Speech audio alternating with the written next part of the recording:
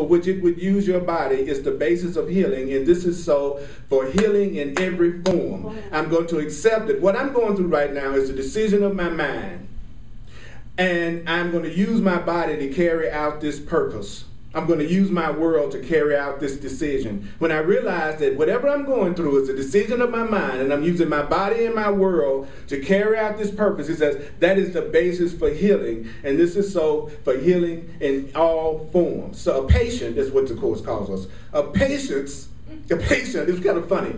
It's like I've said in other classes, and I just came up to say this again. You know, the UFOs, the aliens, you know, they're not abducting people, they're dropping them off.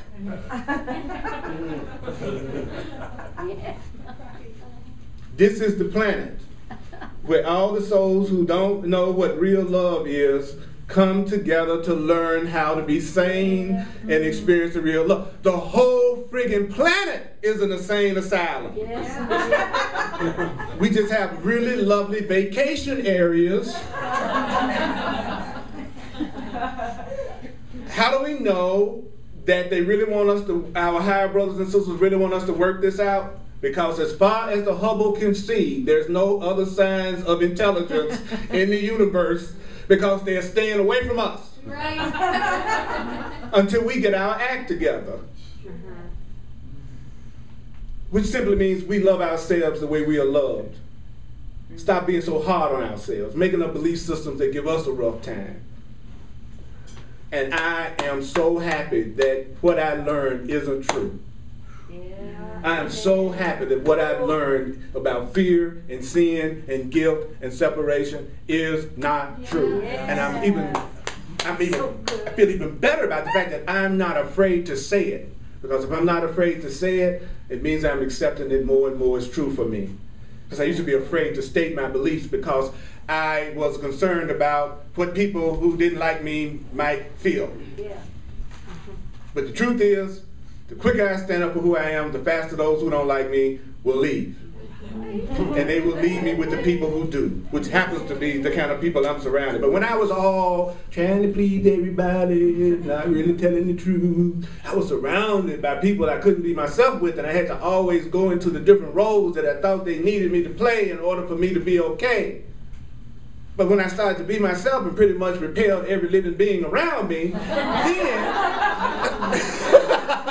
then it was pretty much a clean slate. So that was scary. You know, you stand up for yourself. Some people can't take it. Some people run. Some people judge you. But it looks like people leave your life, and then for a while you go, oh my God, am I making some kind of mistake? It looks like I'm trying to be more loving, and everybody's leaving me instead of staying closer to me. And then you go through that little in-between period where it looks like there's not that many people around you that's sharing your beliefs and what you're trying to do. And all of a sudden you say, boop, here comes one. Bloop, here comes another one. Bloop, here comes another one. Then they tell you about some group of them. Bloop, then you're there, and before you know it, you're surrounded by people of a like mind who are sharing your purpose, and you thought it was impossible to be around people like that. But they didn't show up until you wanted it sincerely, and it's what you are. I'm going to keep saying that over and over again, because you do it all the time. There are some people in your life that you avoid, because you know that where they're coming from and where you're coming from is not compatible, right? Right. Well, that same thing is happening with higher beings with us. Okay. So people who are on a higher level of consciousness, they know by what you're saying how close to get to you. Yeah. And they don't say anything, they listen. That's one of the surefire signs of a higher consciousness being. They listen. Because they know if they listen, you'll tell them everything they need to know within 10 minutes of free conversation that you're sharing with them. You're going to like them because they're the first person in your life to ever listen to you. Right? It's amazing how many people have told me I was an incredible conversationalist on a one-on-one situation where I never said anything because they did all the talking. And they would say, oh, that was so wonderful talking to you. I can't wait to talk to you again. I haven't said a word.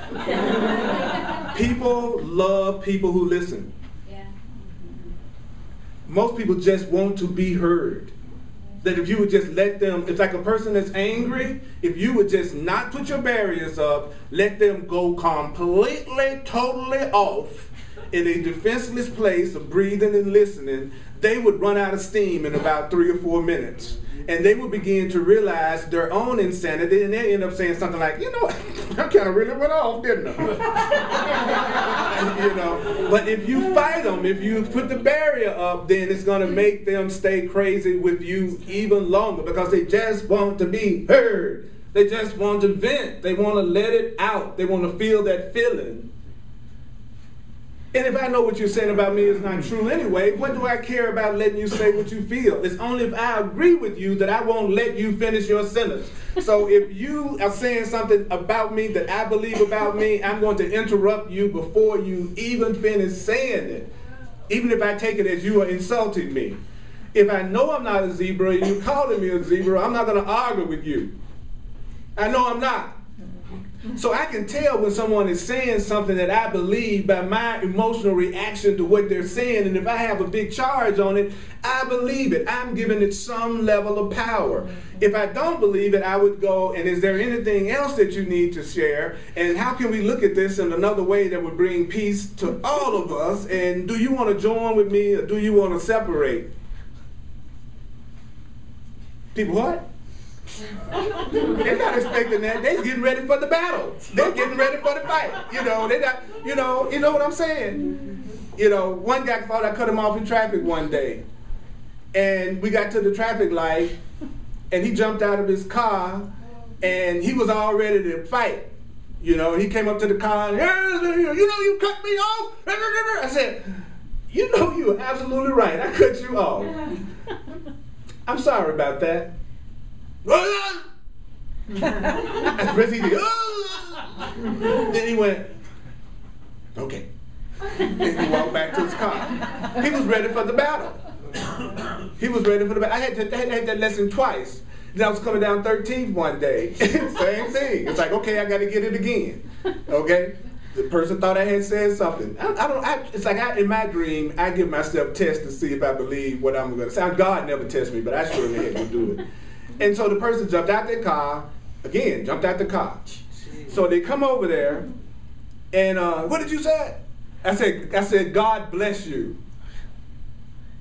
God bless you too. Then he went back to his car, and then he got back in his car. People are ready for the fight. If you are a strong being, if you are a conscious being, if you are a centered being, you're defenseless. There is nothing for them to even play off of, because you are transparent. You think their energy goes straight through you, because you're not resisting them, because you know where you're coming from. You can't pull things off if you don't know where you're coming from. You can't know the right relationship for you if you don't know who you are. How would you be able to tell if the right person for you showed up when you don't even know what you like and what you want? You can't keep on experimenting, hope they're just going to show up and this might be the right one. That's the slow method. It's too many people. You'll die before you get around to everybody. You see what I'm saying? That's why I love the idea of what's right for me and what's wrong for me, even though in the metaphysical spiritual circles it's very popular to say all directions are the right direction. Ultimately, that's true. All directions are the right direction. But at the level of the body that thinks it's going to die, you better make some decisions about what's the right way for you and the wrong way for you, because you don't have time to try all the ways. Sorry. Little things like that the Course in Miracles taught me. Say, save time. Have a goal. Once you have a purpose and a goal, then you judge everything based on, is it helping you meet that goal, or is it delaying you to meet that goal? If you just do that simple thing, you'll know how to evaluate what's right or what's wrong for you, and you'll make powerful decisions all day long. I said, wow, that's good. Then he gave me another one. So what is the purpose of any situation that you go into all day? Would you like to know what to do in any situation that you go into all day? So you don't try to figure that out? He said, well, all you have to do is realize that any situation that you go into all day long is just another opportunity for you to achieve your goal and for you to practice what you say you want to experience in your life. So when I come in here and my goal is to connect with you all and love each other and love you and give the truth to you, I don't sit down wondering if I'm going to ask you to go to the movie. Because that's not the purpose of this gathering. It's an opportunity for me to get beyond my fear and join with you. But if I didn't have a goal, I wouldn't know what to do. If I go to a party, if I go to a social gathering, I make a decision. What is it that I want? What is it that I want to accomplish? Why am I going here? What would I like to experience tonight? Then I ask the universe. I say, you know, everybody in this party that would just love me and would just love to hook up with me, connect with me, spend time with me.